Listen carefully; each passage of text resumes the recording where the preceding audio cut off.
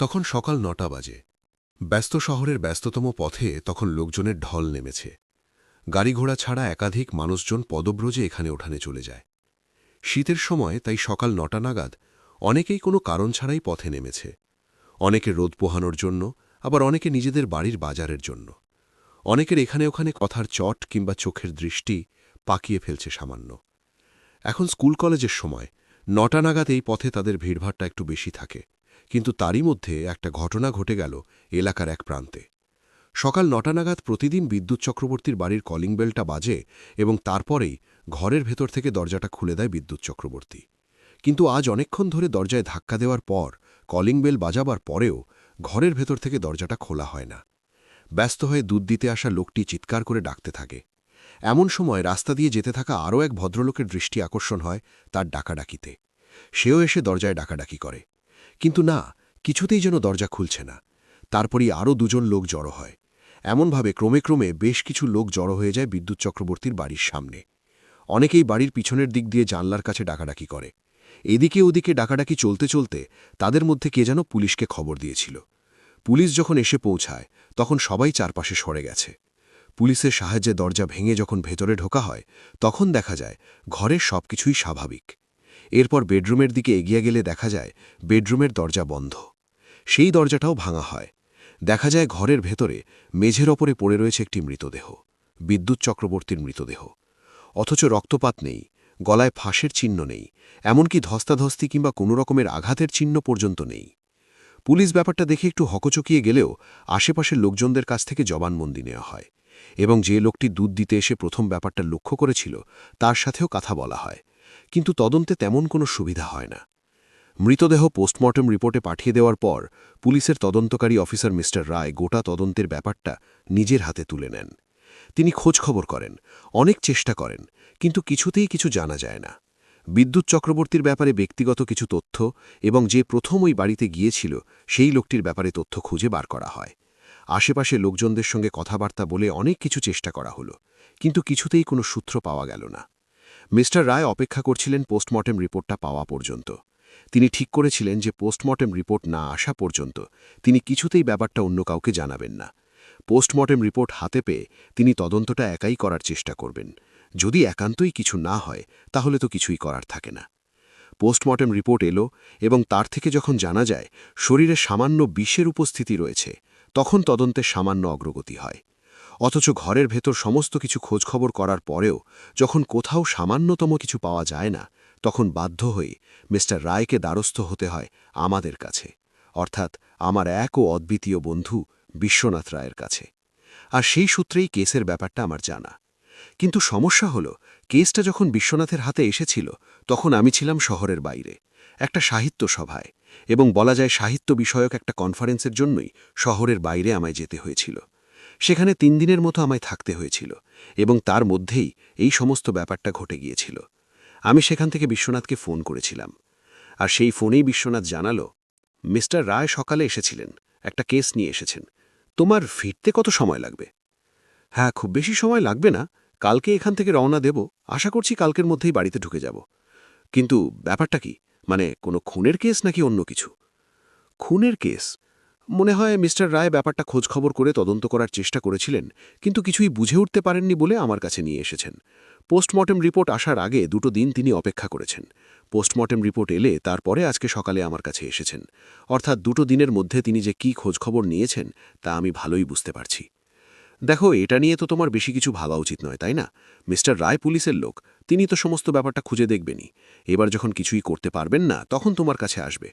তাছাড়া প্রথম থেকেই যে ব্যাপারটা তোমায় তিনি দেখতে দেবেন, এটাও তো আশা করা ঠিক নয়। সেটা আমি বলছি না, তবে কেসের ব্যাপারে ২-৩ দিন পর আমায় জানালে সমস্যাটা কি হয় বলো তো? মার্ডার স্পটে গিয়ে কিছুই খুঁজে পাওয়া যায় না। তাছাড়া পুলিশ বাড়িটা সিল করে রাখলেও পুলিশের লোক ঢুকেছে, অন্যান্যরাও ঢুকেছে, তারপরে আর সেখানে কিছু পাওয়া যাবে বলে মনে হয়? মৃতদেহের শরীরেও তো আর কিছু পাওয়া যাবে বলে মনে হয় না। সবকিছুই তো পুলিশের লোক এবং ফরেনসিক টিমের লোকেরা হাতাহাতি করেই মুছে ফেলবে। যদিও ফরেনসিক টিমের লোকেরা পুলিশের চেয়ে একটু ভালোভাবেই কাজকর্ম করে, তবুও আমার তো লাভ হবে না কিছু। আচ্ছা, কালকে তো আমি ফিরে যাচ্ছি, আমি ফিরে এসে তারপর না হয় বাকি কথা বলছি।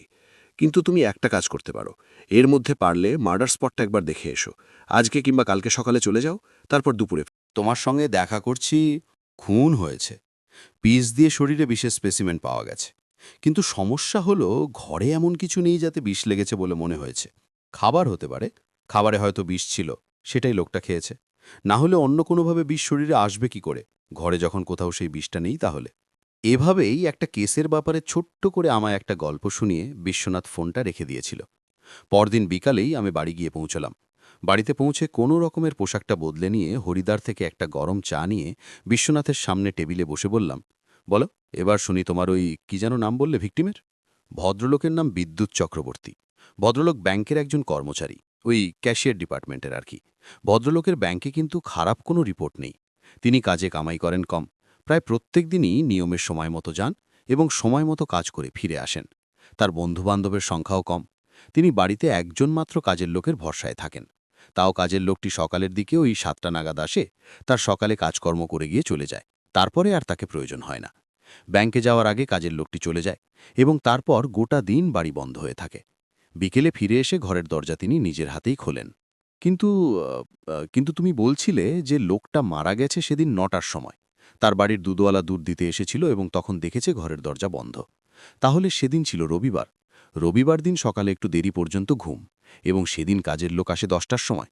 পুলিশ এসে তদন্ত শুরু করা কিছুক্ষণের মধ্যেই কাজের লোকটি এসে পড়েছিল এবং মিস্টার রায় তার সঙ্গে কথাবার্তা বলেছেন। আমি তার সঙ্গে এখনো পর্যন্ত কথাবার্তা বলতে পারিনি, কারণ আমি চাইছিলাম তুমি কেসটায় প্রথম থেকেই থাকো। বিশ্বনাথ যে অকপটে একটা মিথ্যে কথা বলল তা আমি জানি। সেটা তার মুখের হাসি শুনেই বুঝতে পেরেছিলাম। বিশ্বনাথ যে কেসটা হাতে নেওয়ার পরেও এর মধ্যে কারো সঙ্গে কথা বলেনি, এটা আমি কিছুতেই মানতে পারলাম না। তাই বললাম, মিথ্যে কথা বলার প্রয়োজন নেই বিশ্বনাথ।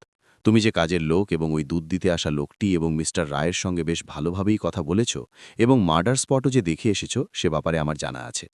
কিন্তু বলো, কিছু বুঝতে পেরেছ কি? এবার বিশ্বনাথের মুখটা কেমন যেন গম্ভীর হয়ে গেল। মুখের সামনে হাত জোর করে এসে গম্ভীর চিন্তিত গলায় বলল, সব কিছু দেখেছি, কিন্তু কিছু বোঝা যাচ্ছে না। একটা কোনো সূত্র নেই যে সূত্র ধরে খুঁজে বার করা যায় যে কোনটা কিভাবে হয়েছে।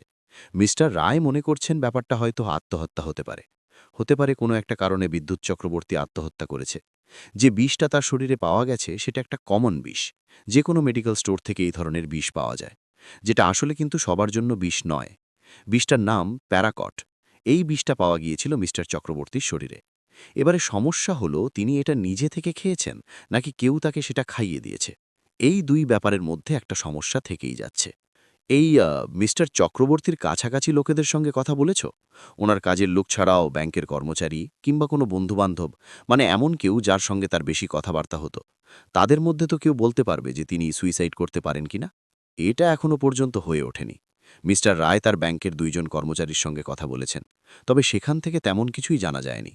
তবে হ্যাঁ, তার একজন সহকর্মী জানিয়েছে যে বেশ কিছুদিন আগে বিদ্যুৎ চক্রবর্তীর সঙ্গে নাকি কোনো একটা ব্যাপারে ব্যাংকের মধ্যে কোনো একজনের ছোটখাটো ঝামেলা হয়েছিল। সেই লোকটি বেশ ক্ষিপ্তভাবে বিদ্যুৎ চক্রবর্তীকে অনেক কিছু বলেছিলেন। তবে লোকটি ব্যাংকের কেউ নয়। তাহলে ব্যাংকের কেউ নয় যখন, তখন এই ব্যাপারটা মানে তার সঙ্গে এই বিদ্যুৎ চক্রবর্তীর ঝামেলা হলো কেন? কাল সকালে একবার ব্যাংকে যাব, বুঝলে? ব্যাংকে গিয়ে একজনের সঙ্গে কথা বলবো। তুমিও সঙ্গে থাকবে আশা করি। তাহলে ব্যাপারটা বুঝতে সুবিধে হবে, বলতে পারো। এই কেসের ব্যাপারে সমস্ত তথ্য আমাদের হাতে থাকলেও আমাদের হাত কিংবা কেসের সমাধান করার জন্য আমাদের হাত এখনও কিন্তু ফাঁকা। বিশ্বনাথ হাসল। বুঝতে পারছিলাম গভীরভাবে চিন্তা করার পরেও কেসের ব্যাপারে সে কিছুই খুঁজে বার করতে পারেনি। কয়েকটা বিষের কথা আমি আগে শুনেছিলাম। এই বিষ নানা কাজে ব্যবহার করা হয়, বিশেষ করে রাসায়নিক ক্ষেত্রে বিভিন্ন কাজে এর ব্যবহার আছে। তবে আমি এমন একটা বিষ খেয়ে কাউকে আত্মহত্যা করতে শুনেছি বলে তো মনে পড়ে না। তবে এই বিষের সাথে আরও কিছু যেন একটা সম্পর্ক আছে। সে যাই হোক, আমি অপেক্ষা করলাম পরদিনের জন্য। একেই কদিন বাইরে শরীর খুব ক্লান্ত, তাই সেদিন রাতে তাড়াতাড়ি খাওয়া দাওয়া সেরে ঘুমিয়ে পড়লাম। সকালে বিশ্বনাথের সঙ্গে যখন ব্যাংকে গিয়ে পৌঁছলাম তখন দেখি মিস্টার রায় সেখানে আগে থেকেই এসে হাজির। আরে সৌরভবাবু, যে আপনি তাহলে চলে এসেছেন? হ্যাঁ, তা কেমন হলো ওই দিকের সমস্ত ব্যাপার? শুনেছি নাকি বড় বড় সাহিত্যিকদের সঙ্গে আপনার সভা হয়েছে। হ্যাঁ, ওই সামান্য কথা হয়েছে বলতে পারেন। আমি যে এমন একটা জায়গায় আমন্ত্রিত হব সেটাই তো ভাবতে পারিনি। বেশ ভালোই হয়েছে, অনেক নতুন লোকের সঙ্গে পরিচয় হলো। এবার নতুন করে নতুন উদ্যমে কাজ করতে পারব। কিন্তু আপনারা নাকি অথই জলে পড়েছেন। আর কি করব, এই দেখুন না, লোকটা সুইসাইড করল কিনা সেটাই বুঝতে পারছি না। সুইসাইড যদি করে থাকে তাহলে তো কেসটা ঝট করে বন্ধ করা যায়, কিন্তু সুইসাইড করার তো কোনো কারণই নেই। ব্যাংকে চাকরি করেন, টাকা পয়সার কোনো অভাব নেই, আত্মীয়দের সঙ্গে তেমন কোনো সম্পর্কও নেই। আগের দিন কাজের লোকটিকে বেশ কিছু টাকা আলাদা করে দিয়েছিলেন। আসলে কাজের লোকটি সকালে আসার সময় বাজার করে নিয়ে যেত, তাই তাকে আর বেরোতে হতো না। যদিও রবিবারের সকালে খাওয়া দাওয়া সেরে ঘুরতে বেরিয়ে পড়ত, মানে ওই সপ্তাহে একটা ছুটির দিন, তাই একা একাই ঘুরতেন। সেদিনও তার জন্য মাছ কিনে কাজের লোক তার বাড়িতে এসেছিল, কিন্তু এসে দেখে এই অবস্থা। একবার ভেবে দেখুন, যে মানুষ পরের দিনের মাছ কেনার জন্য আগের দিন টাকা দিয়ে গেছে, সে হঠাৎ করে রাতের বেলায় আত্মহত্যা করবে কেন? খামোখা। আমি এত কিছু বুঝতে পারছি না। যদি কোনো সমস্যা থেকে থাকে, এমনও হতে পারে হঠাৎ করে সেদিন রাতে কোনো সমস্যা হয়েছিল।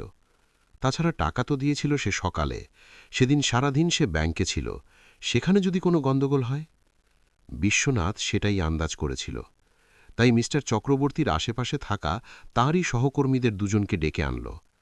ব্যাংকের ম্যানেজারের সঙ্গে মিস্টার রায়ের আলাদা করে একবার কথা হয়েছিল, তাই তিনি আর বাধা দিলেন না। ছোট ঘরে আমরা বসলাম। ম্যানেজার এবং বাকিদের কাছ থেকে জানা গেছে আপনারা দুজনই মিস্টার চক্রবর্তীর কাছাকাছি ছিলেন। আপনাদের সঙ্গে তো তার সবসময় কথাবার্তা হতো, বলা যেতে পারে বেশিরভাগ সময়। আপনারা তার বিষয়ে অনেক কিছু বলতে পারবেন। আচ্ছা, তিনি হঠাৎ সুইসাইড করতে যাবেন কেন? এই বিষয়ে আপনাদের কোনো ধারণা আছে কি? দেখুন, আপনাদের কোথাও একটা ভুল হচ্ছে। বিদ্যুৎ সুইসাইড করতে পারে না। সুইসাইড করার মতো মানুষ সে নয়। বড্ড ভালো আর হুল্লোড়ে মানুষ ছিল সে। আমাদের ছুটির সময় কিংবা টিফিনের সময় বেশ মাতিয়ে রাখত আমাদের। তাছাড়া তার সঙ্গে যে একবার কথা বলতো, সে বুঝতে পারত যে সে কেমন মানুষ। তার মতন মানুষ সুইসাইড করবে? না না, এইটা মানা যায় না। আর তাছাড়া তার তো কোনো কারণও নেই। আমিও তো সেটাই বলছি যে বিদ্যুৎ সুইসাইড করতেই পারে না। এই তো শনিবার দিন এখান থেকে যাওয়ার সময় আমার সাথে কথা হলো ওর সাথে। সেদিনও বলল পরদিন নাকি কোথায় যাচ্ছে, কোথায় যেন চিড়িয়াখানা। হ্যাঁ, চিড়িয়াখানায় ঘুরতে যাচ্ছে, এমনটাই বলেছিল মনে হয়। বলছিল শীতকালে চিড়িয়াখানায় ঘুরতে তার নাকি বেশ ভালোই লাগে। আমি বললাম যে আমাদের সঙ্গে করে নিয়ে চলো, কিন্তু সে নাকি একা একাই ঘুরতে ভালোবাসে। আচ্ছা, মাসখানেকের মধ্যে কোনো বিষয় নিয়ে মিস্টার চক্রবর্তীর কোনো সমস্যা হয়েছিল কারুর সঙ্গে, বা তার কারুর সাথে কোনো ঝগড়া এমন কিছু হয়েছিল কি? তেমন কিছু নয়, তবে ব্যাংকে আসা একজনের সঙ্গে তার সামান্য ঝামেলা হয়ে গিয়েছিল। পরে জানা গিয়েছিল তার কাগজপত্রের বেশ কিছু ভুল ছিল।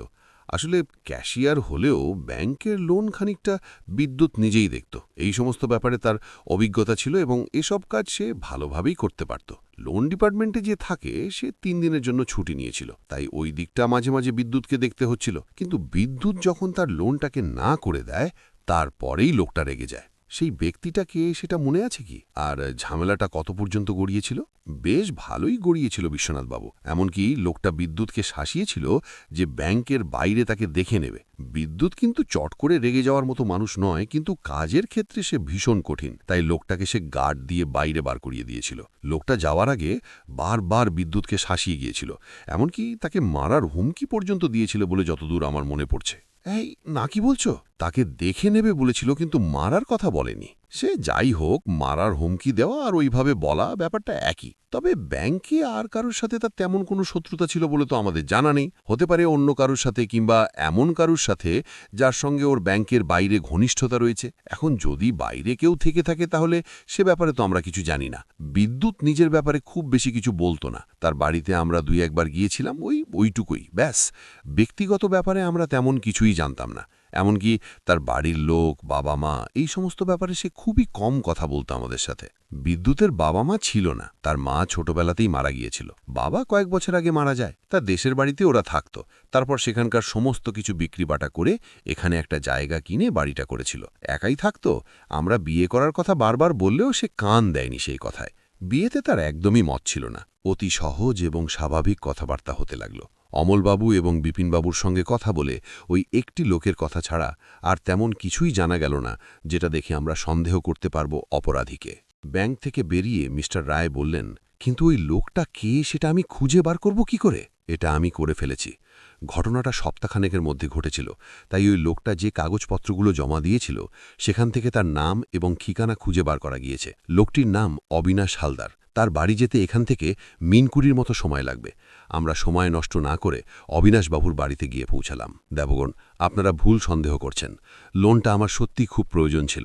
আসলে সে একটা সমস্যায় পড়েই, অবশ্যই সমস্যায় পড়েই কিন্তু মানুষ অপরাধ করে। প্রত্যেক খুনি যখন স্বীকারোক্তি দেয় তখন কিন্তু সে জানায় যে সে বিপদে পড়েই খুনটা করেছে।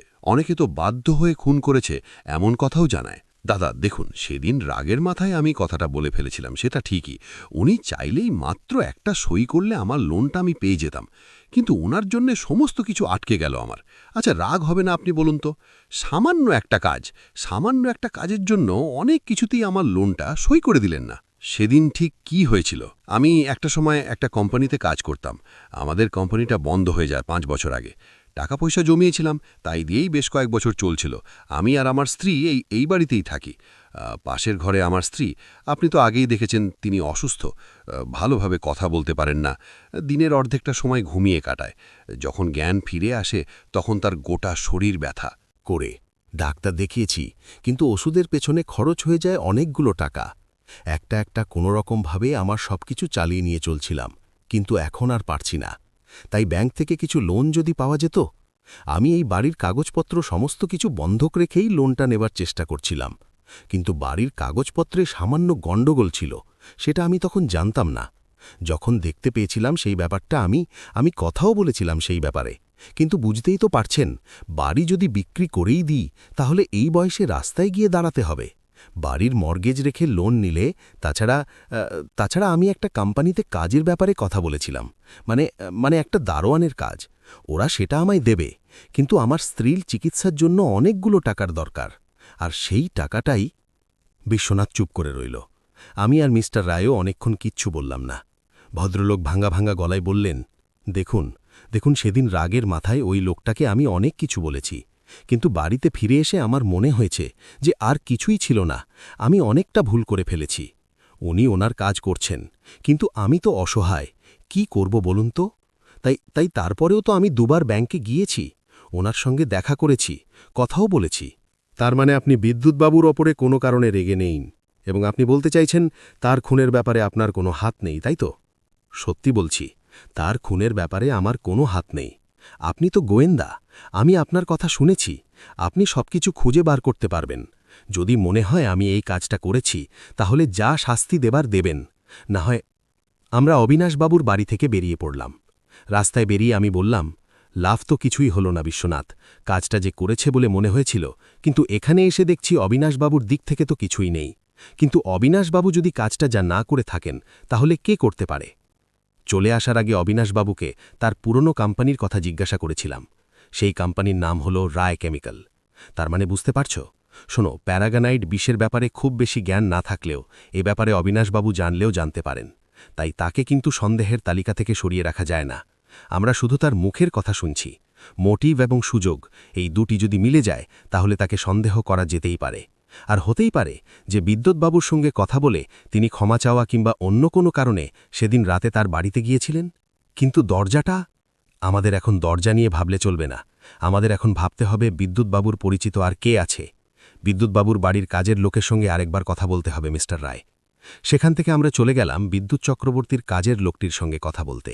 তার কাজের লোকটির নাম মাধব। সে ভীষণ ভয় পেয়েছিল। এরই এমন একটা ব্যাপার ঘটে গেছে, আবার তার ওপর পুলিশ যে তাকে বেশ কয়েকবার জেরা করেছিল সেটাও বোঝা যায়। আমাদের দেখে সে প্রথমেই বলল, বাবু, যদি আমায় ধরে নিয়ে যেতে হয় তাহলে নিয়ে চলুন।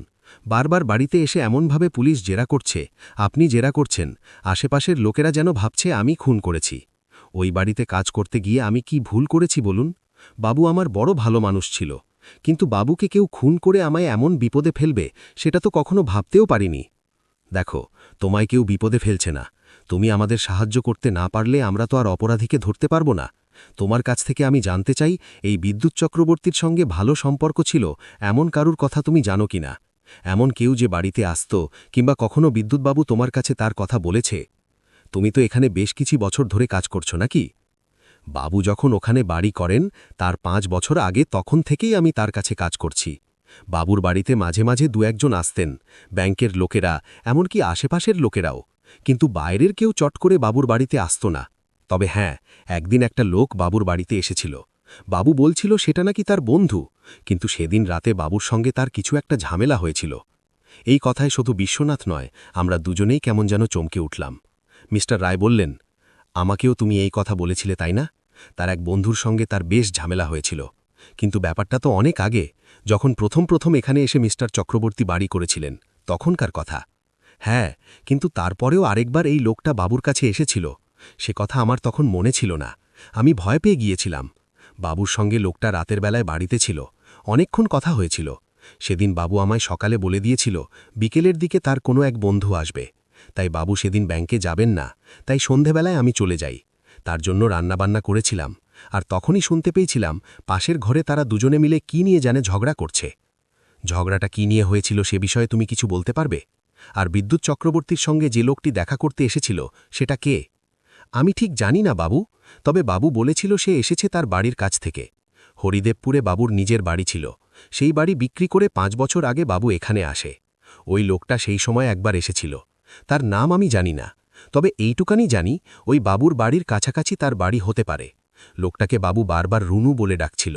লোকটা বাবুকে বিদ্যুৎ না বলে কিছু একটা নামে যেন ডাকছিল, কিন্তু সেটা আমার এখন মনে নেই। হতে পারে ওই দুটো বাবুদের ডাকনাম হতে পারে। বিশেষ করে লোকটার বাড়ি যদি মিস্টার চক্রবর্তীর বাড়ির কাছাকাছি হয় তাহলে এটা স্বাভাবিক ব্যাপার।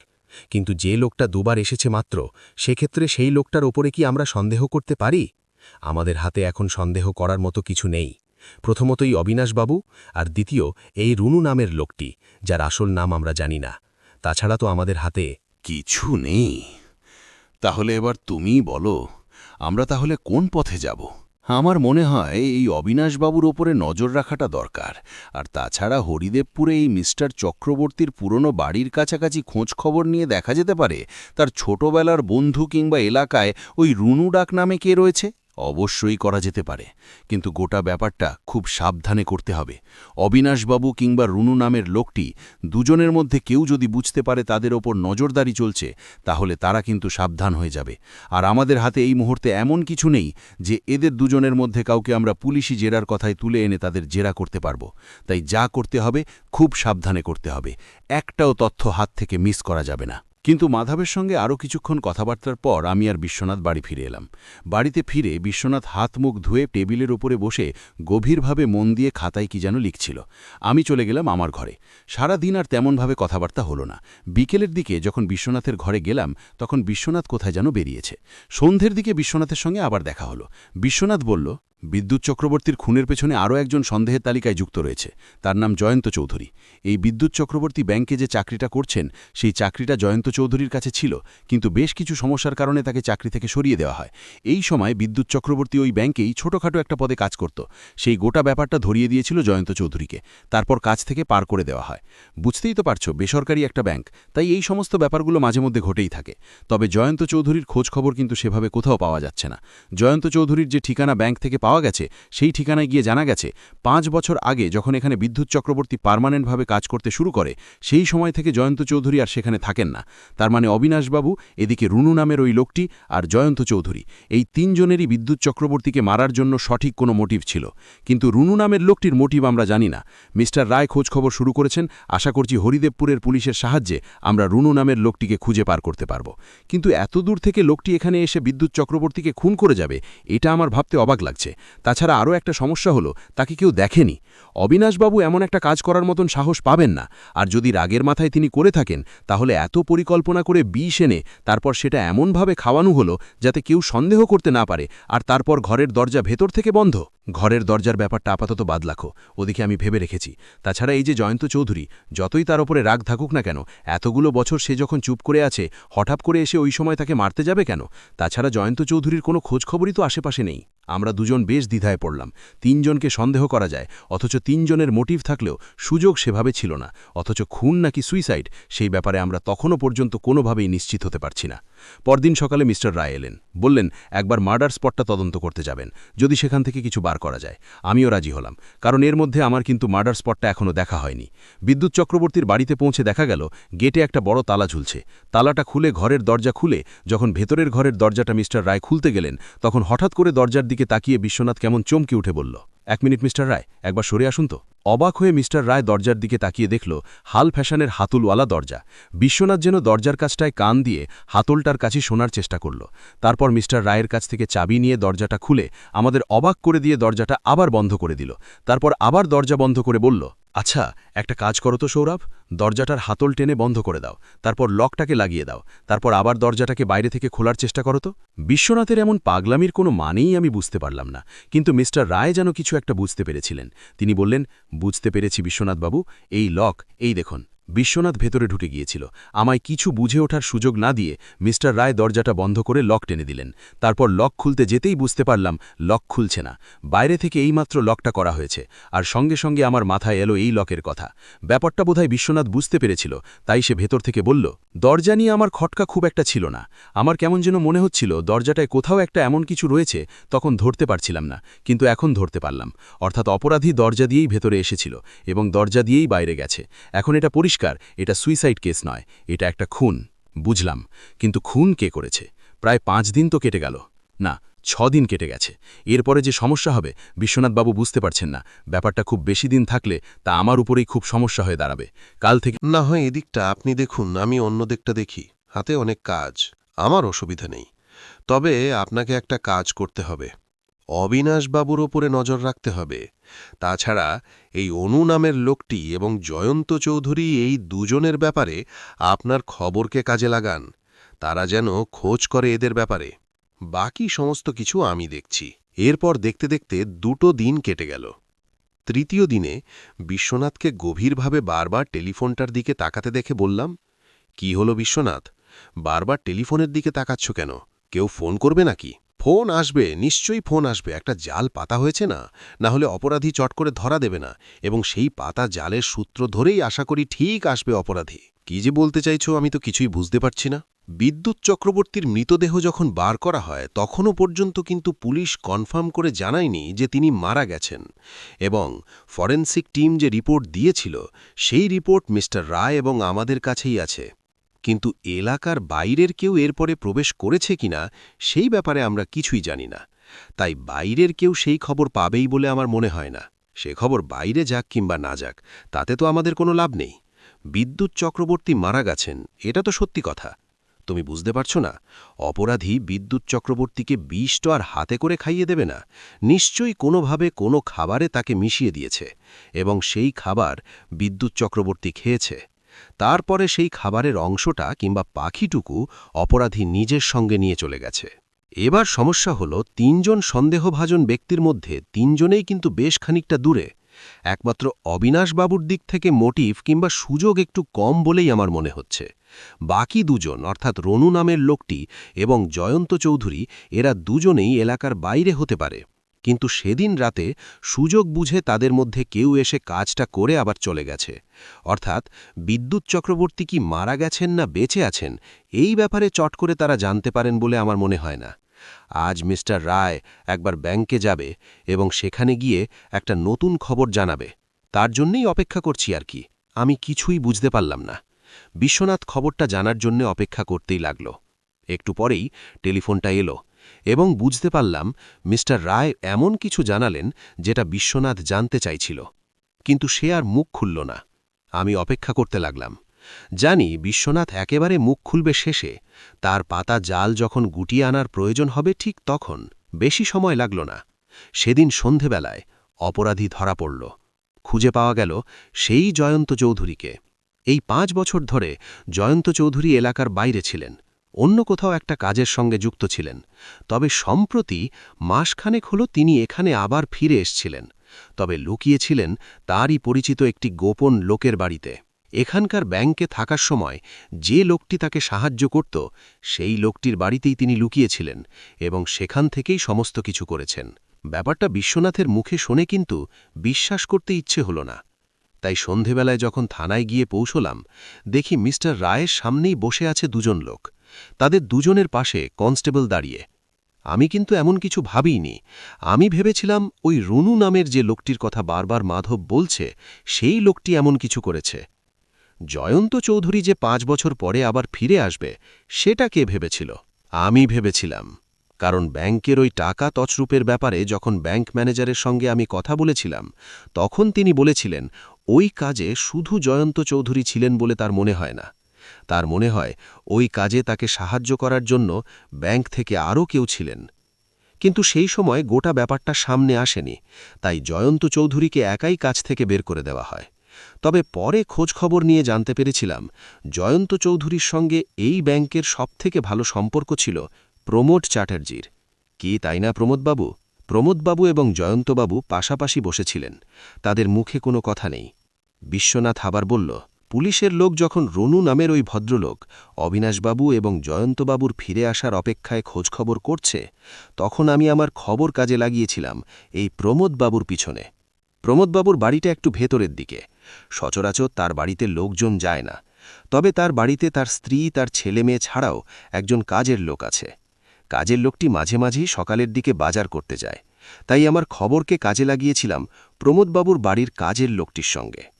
কাজের লোকটি জানিয়েছিল বাইরের একজন লোক মাসখানেক ভরে বাড়িতে এসছে।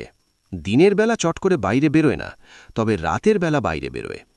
কাজের লোকটি এ সমস্ত কথা গোপন রাখতে বলেছিল, কিন্তু সে তো আর জানে না যাকে বলছে তার কানে শোনা আর আমার কানে শোনা সমস্তটা একই ব্যাপার। তার মানে প্রমোদবাবু জয়ন্তবাবুকে আশ্রয় দিয়েছিল এবং তারই সাহায্যে জয়ন্তবাবু কাজটা করেছিল। কথাটা আমি বলবো নাকি আপনারা বলবেন? আচ্ছা বেশ, ঠিক আছে, আমি বলছি। যদি কিছু ভুল হয় তাহলে শুধরে দেবেন কিন্তু। 1 মাস ধরে জয়ন্ত চৌধুরী প্রমোদবাবুর বাড়িতেই ছিলেন এবং ব্যাংকের অবস্থা বুঝে নেওয়ার চেষ্টা করছিলেন। এর আগের 5 বছর তিনি কাজ করছিলেন অন্য এক জায়গায়, সেটাও প্রমোদবাবুর সাহায্যে।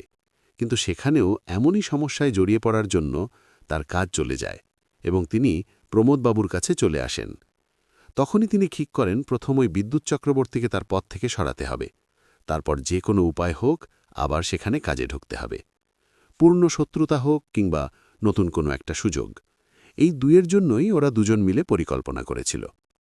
আমার মনে হয় জয়ন্ত চৌধুরী বিদ্যুৎবাবুর সঙ্গে মাঝে মাঝে পথে ঘাটে দেখা করত। বিদ্যুৎবাবু ভালো মানুষ, তাই তিনি সন্দেহ করতে পারেননি এত বছর পরে জয়ন্ত ফিরে এসেছে তার প্রতিশোধ নেওয়ার জন্য। তারপরে রইল প্রমোদবাবু।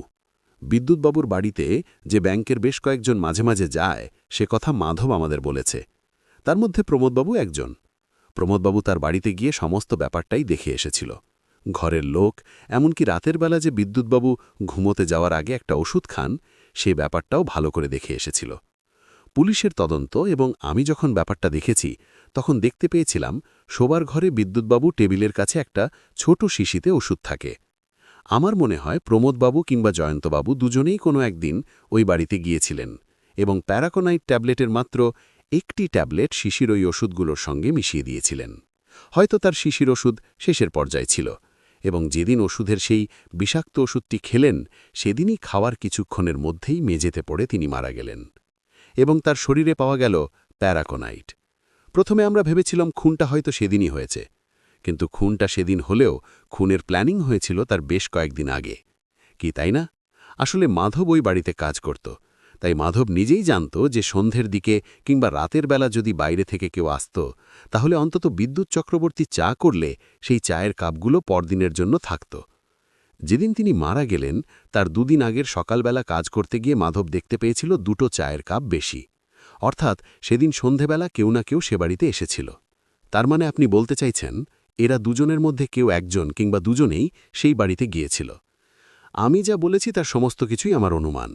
জয়ন্ত চৌধুরী এখানে এসে কোথায় কোথায় গিয়েছিলেন এবং প্রমোদবাবুর সঙ্গে কথা বলে তার বাড়ির লোকের সঙ্গে একবার কথা বললেই সবকিছু পরিষ্কার হয়ে যাবে, কিন্তু যখন এরা কিছু বলবে না তারপরেই উঠে দাঁড়াল। বিশ্বনাথ এমনভাবে উঠে পড়েছিল তা দেখে প্রমোদবাবু বললেন, তখন আমাদের তো একটু শক্ত হতেই হবে, তাই না?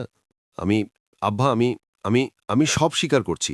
জয়ন্ত আমার কাছে এসেছিল কাজের জন্যই এবং প্রথমবার যখন ব্যাংকের সমস্যা হয়েছিল তার জন্য জয়ন্তর সঙ্গে আমিও দায়ী ছিলাম, কিন্তু জয়ন্ত আমার নাম বলেনি। এবার যখন জয়ন্ত আসে তখন সে আমায় ব্ল্যাকমেল করেছিল।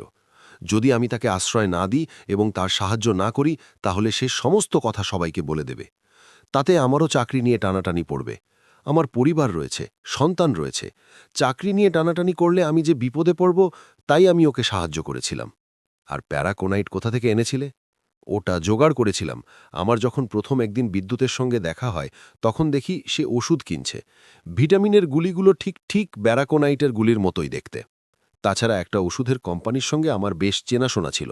সেখানকারই একজনকে বেশ কিছু টাকা দিয়ে একটা একই রকম ট্যাবলেট আমি নিয়ে এসেছিলাম, আমার কাজে লাগবে বলে। এগুলো ওষুধ নানা কাজে লাগে, তাই তারও আর কিছু বলার ছিল না আমাকে। বিশ্বাস করেছিল আমায়। ওই একটা গুলি আমি ভিটামিনের গুলি ট্যাবলেটের কুটোর মধ্যে রেখে দিই। অনেকটা একই রকম দেখতে হলেও ভালো করে লক্ষ্য করলে কিন্তু ব্যাপারটা বোঝা যেত। কিন্তু আমি সেদিনই দেখেছিলাম ভিটামিনের গুলিটা একটুকু দেখে শুনে খায় না বিদ্যুৎ। তাই এই সুযোগটাই আমি কাজে লাগিয়েছিলাম। তবে আমার কিন্তু অপরাধবোধ কোনো নেই। আমি যা করেছি বেশ করেছি। প্রমোদবাবু হাতে মুখ ঢেকে যেন হতাশায় ভেঙে পড়লেন। জয়ন্ত চৌধুরীর মুখ শক্ত। বিশ্বনাথ উঠে বলল, মিস্টার রায়, তাহলে আমার কাজ শেষ। আপাতত আমি চলি, বাকিটা আপনি দেখতে পারবেন। যদি কোনো সমস্যা হয় তাহলে আমায় অবশ্যই জানাবেন। আমি আর বিশ্বনাথ বেরিয়ে গেলাম। পথে নেমে বিশ্বনাথকে বললাম, আচ্ছা, জয়ন্ত চৌধুরীর ওপর তোমার সন্দেহটা ঠিক কখন হয়েছিল বলো তো? সন্দেহ প্রথমে হয়নি। পরে ব্যাংক ম্যানেজারের সঙ্গে কথা বলে যখন জানতে পারলাম তার সঙ্গেই ব্যাংকে আরও একজন জড়িত ছিল বলে তার মনে হয়েছে, তখন একটু খটফে লেগেছিল। তারপরে যখন কাজের লোকটির কাছ থেকে জানতে পারলাম কেউ একজন ওই বাড়িতে এসেছে, তখনই দুয়ে দুয়ে চার করতে পারলাম। বাকি সবটাই আমার অনুমান। এবং বিশ্বনাথ কিছু বলল না, হাঁটতে লাগল। আমিও তার পিছন পিছন হাঁটতে লাগলাম। বুঝতে পারলাম বিশ্বনাথের অনুমান আর সত্যের মধ্যে পার্থক্য খুব একটা থাকে না।